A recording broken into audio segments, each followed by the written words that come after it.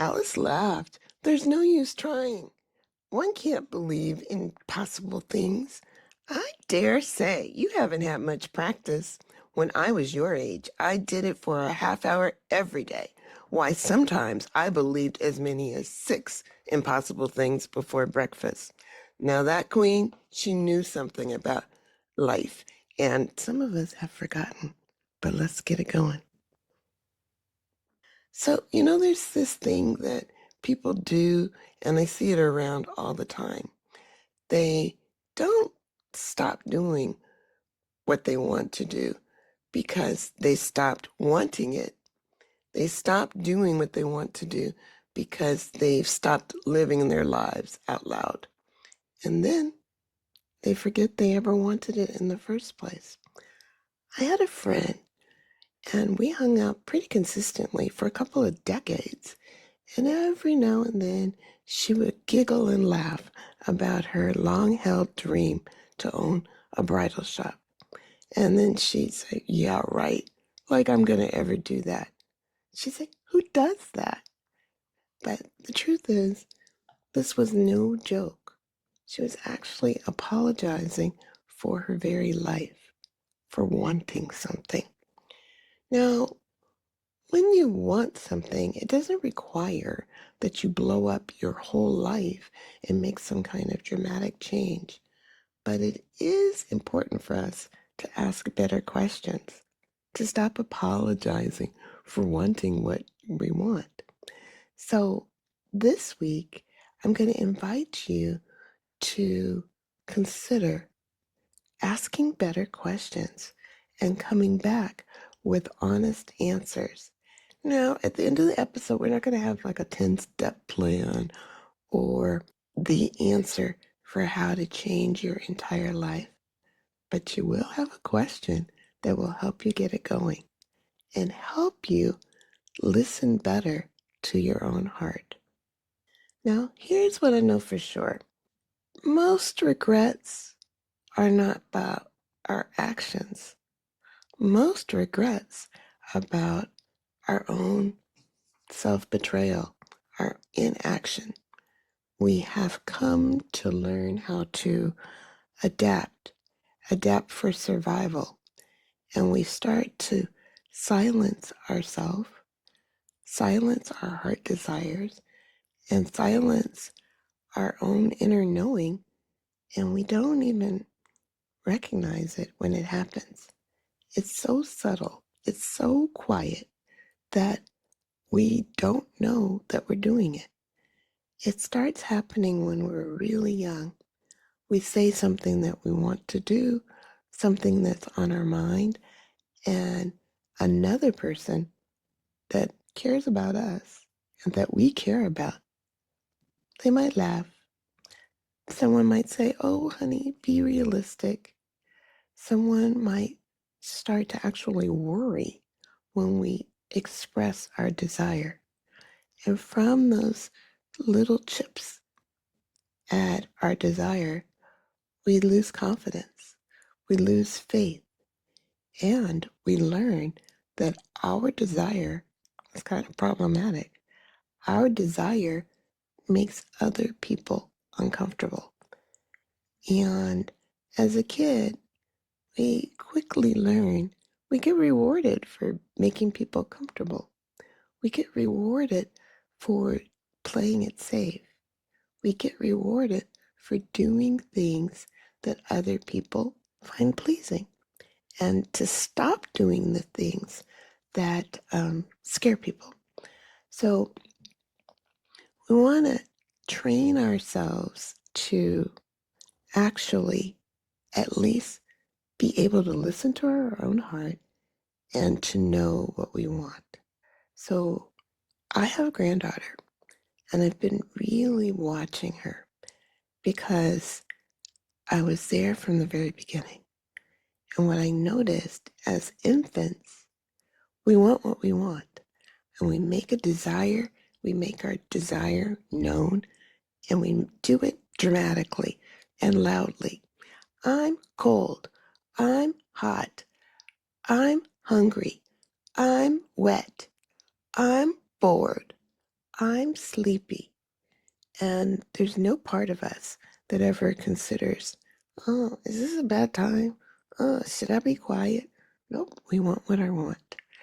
And I was watching for the moment where, as going from an infant to a child, what would the moment be when this little one stopped listening to her own heart?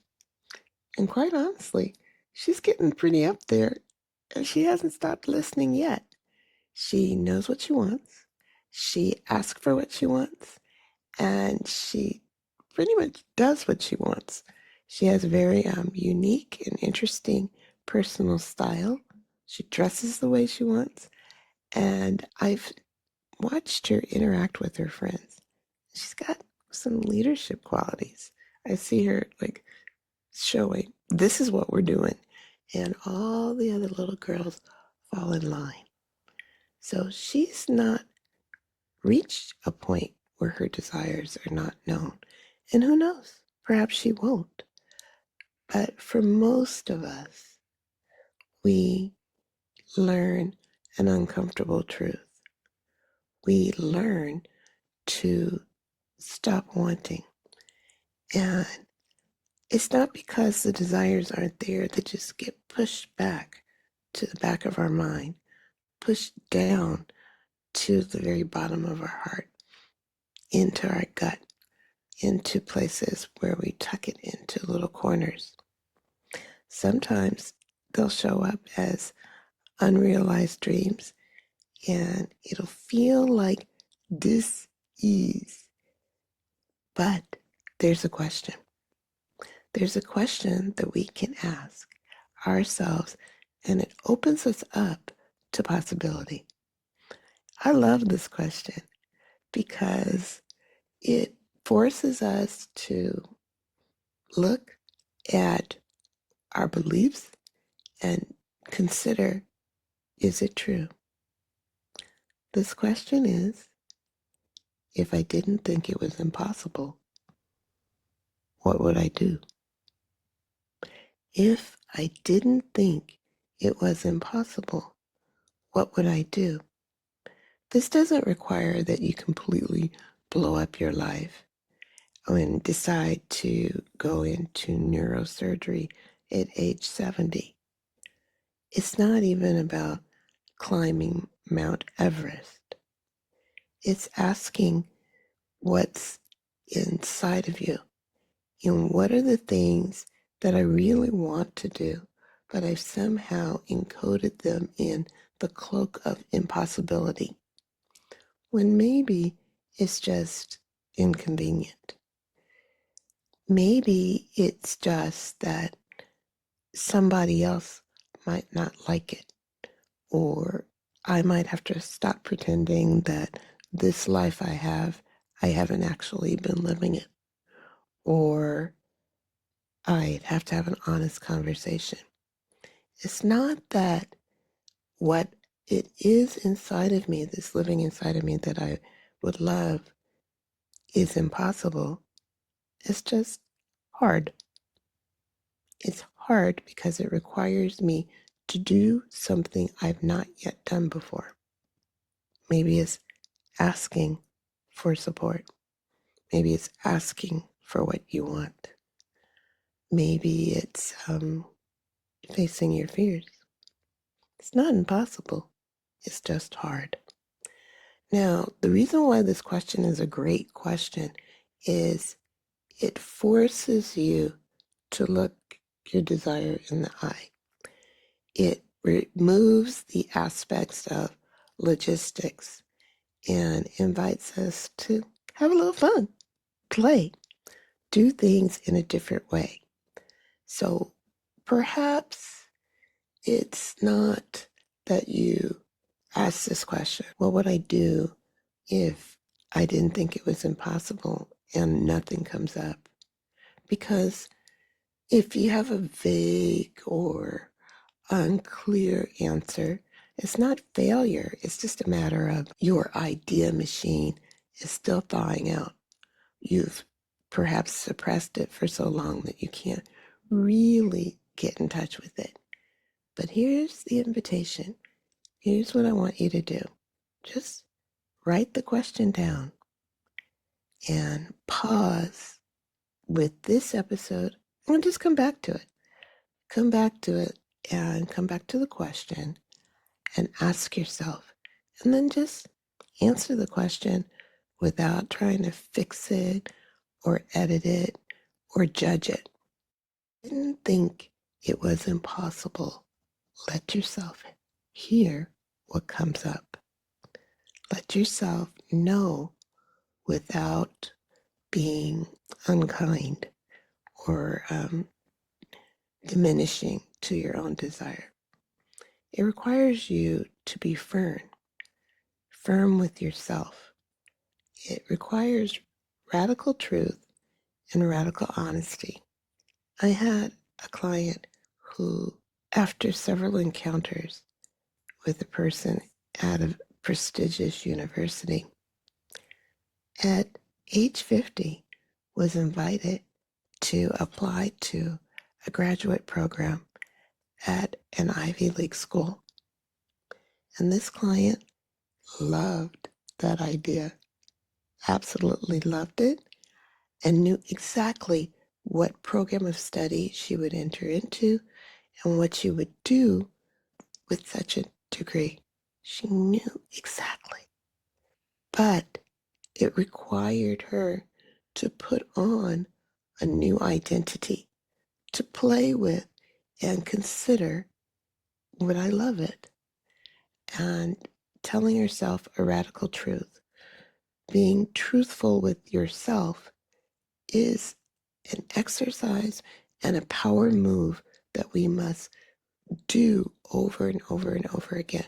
Because truth loves play, and it invites a little bit of whimsy. What would I do if I didn't think it was impossible? Because, if you just go, tell me what you want, what you really, really want, you might not be able to come up with something. But if you're a little bit more playful, just for kicks and giggles, if nothing was stopping me, what would I try? What would I do? And instead of spending 20 minutes talking about, oh, that's impossible, and laughing at yourself the whole time, just pause and say, well, what if I could actually do this? And then turning down the volume gives you permission to take your heart's desires seriously, to not worry about the logistics or what other people would want. But when you can hear yourself say it safely and calmly, and you can allow yourself to just sit with it, well, then that's where the real adventure begins. That's where the work begins. One of my mentors 40 years ago, I love that she had this insight, but she's a mother of four.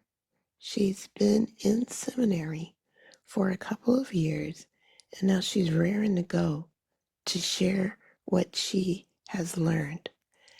And so after a period of time, an idea pops into her head that if I really wanted to spread the message of these principles, we should go out on the road and share it with people.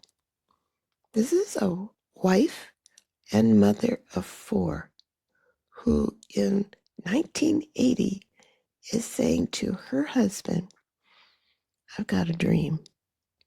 I'm thinking I'd like to take this show on the road. I want to go on tour. I'm thinking about it.